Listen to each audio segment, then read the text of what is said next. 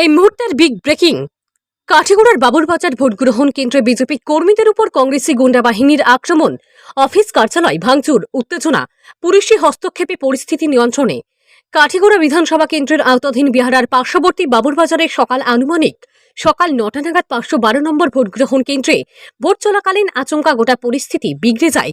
কিছু সংখ্যক ভোটারদের পরিচয়পত্র সঙ্গে না আনার বিষয় নিয়ে পরস্পর বিরোধী দুটি রাজনৈতিক দলের কর্মকর্তাদের মধ্যে চরম বাকবিতণ্ডা শুরু হয়।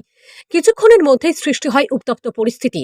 দুষ্কৃতীরা ভেঙে দেয় বিজেপি কার্যালয়ে থাকা চেয়ার টেবিল সহ অফিসের আসবাবপত্র, ছিঁড়ে ফেলা হয়েছে ভারতীয় জনতা পার্টির ব্যানার।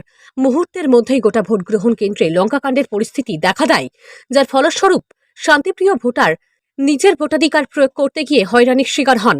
স্পর্শকাতর বিষয়টি নিয়ে এলাকায় চাপা উত্তেজনা বিরাজ করছে। তবে এমন হিংসাত্মক ঘটনার পিছনে কংগ্রেস দলের কিছু সংখ্যক উগ্র মানসিকতা সম্পন্ন ব্যক্তিদের দায়ী করেন বিজেপি কর্মীরা।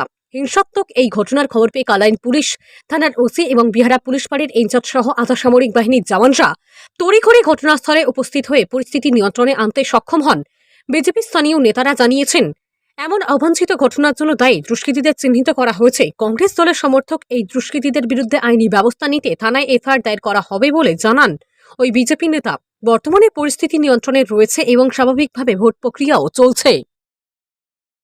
আমার কাগজ আছে, এত কাগজ লিয়ে আইসি, মানে ভোটার আইডি না হয় আমার কইছে, মানে আমার ডকুমেন্টস আনতাম, আর ডকুমেন্টস ওখানে লাগিয়া মানে আমার বনি জামাই কইছিলাম, ওখান থেকে মানে ওগুলো হয়েছে। ও বুটা গিয়ে আমায় ঘুরি আইসি। আমি পারছি ফোন মারা বাদে আসারউদ্দিন আইছে না, ইয়া কইছেন তুমি ইনে বেটিন লইয়া কিতা লগে দলাদলি করো, ইনো কোনো জাত দলাদলি করতে পারত না, অন্তন রাস্তা তৈরি করো। আমি কইছি না, ইনো কোনো দলাদলি নেই, আমরা এখানে হোয়াটসঅ্যাপে কাগজ আনাইয়া যাইম গিয়া। ইকান কইছি আইয়া আমরা বনের জামাই রে ফাইন মারবে। তারা আইছেন আইয়া কইছেন যে বেটিন আসারউদ্দিন আর বাবুল আর হইলে গিয়া আর জনের নাম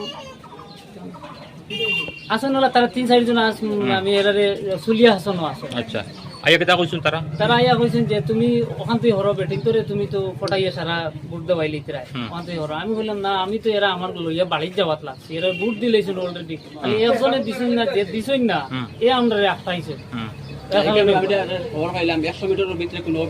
না। আমি যাওয়ার অফিসটা তো ও সাইডে আসলো, আমার ও সাইডে আসলো, আমি অফিসের আরো ভিতরে আসলাম, আমি আমার রাস্তা তো রোড, আমি যাওয়ার লাগছে যাওয়ার সময়।